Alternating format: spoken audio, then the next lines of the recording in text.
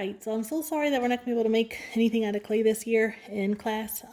But should you decide to, in high school, to go and take a ceramics class as one of your electives or maybe beyond high school, what I would like to do is show you a couple hand building methods that you should know before you go into there. So I want you to walk away from my class knowing some of these things and having a little bit of vocabulary and background knowledge.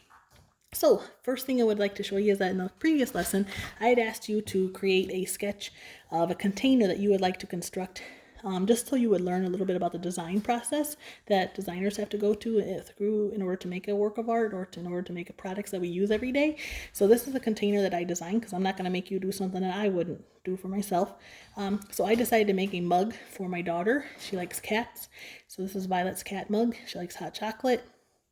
And so with this mug, some of the different features that I've included in my design to kind of help fit her needs was that because it's hot chocolate, there's little vent holes at the top to let the steam escape, to make it a little bit more interactive. The mouth here, you can push in little mini marshmallows so she can put that in her hot chocolate. The tail kind of serves as the handle. Her little hand can fit inside of there. Because it is such a big mug, she can use the arms up here to kind of support her hands there. The feet at the bottom kind of serve as stability. She can take the head out as kind of like her lid to drink from the mug itself. And that's my idea. Now, if anybody would buy it, I don't know, but that's the idea that I came up with through my design process. So I'm going to show you some different hand building methods that could be used to make these various containers here. This is a pie made out of a slab form, a hot dog made out of slabs and pinch pots. So I'm going to show you some of those methods now.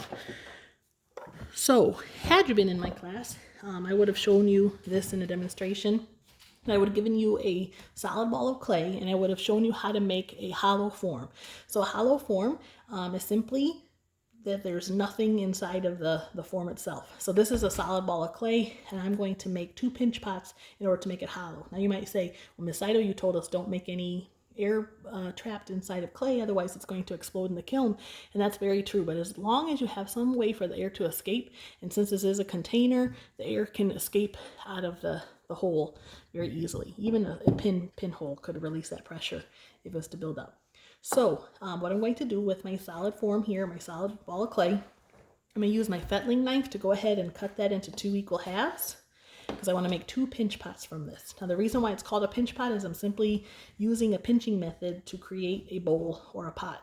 So I'm going to simply take my thumb, push into the center of it, and I'm going to start pinching and turning.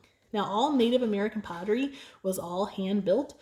They did not have the invention of a potter's wheel. So all that beautiful pottery that you've seen when we talked about Mimbres pottery last year was all hand built.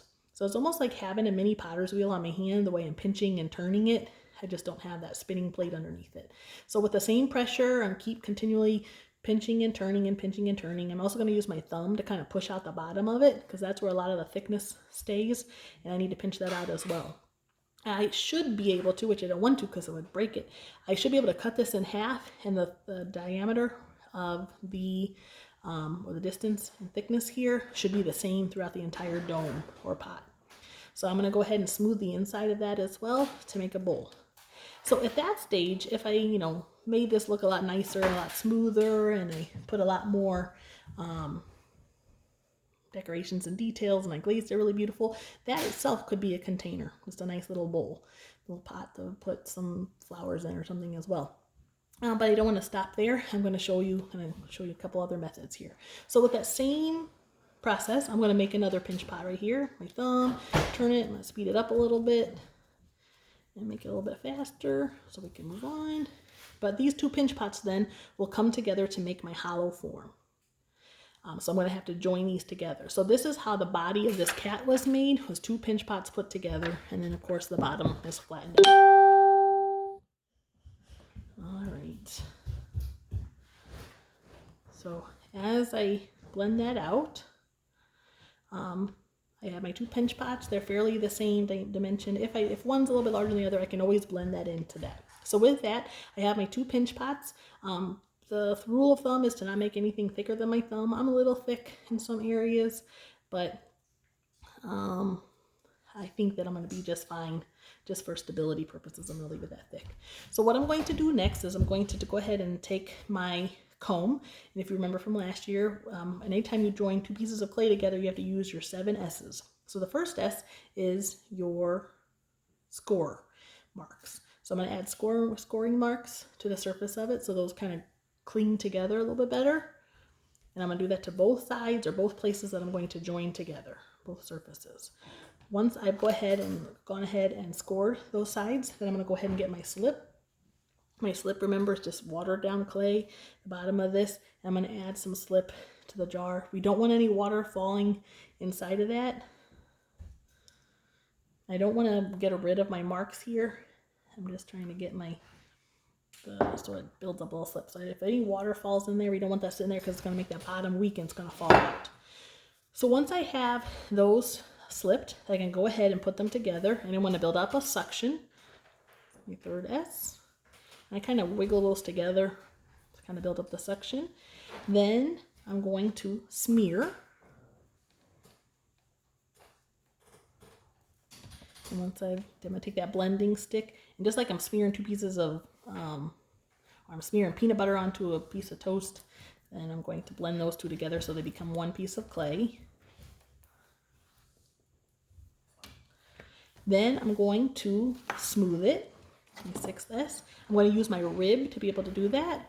So it not only makes it smoother and prettier, but it also kind of compacts the clay, makes it a little bit stronger as well. It kind of moves clay where it needs to go. It also kind of helps you find your weak spots too. So I'm just going to smear that across the whole thing.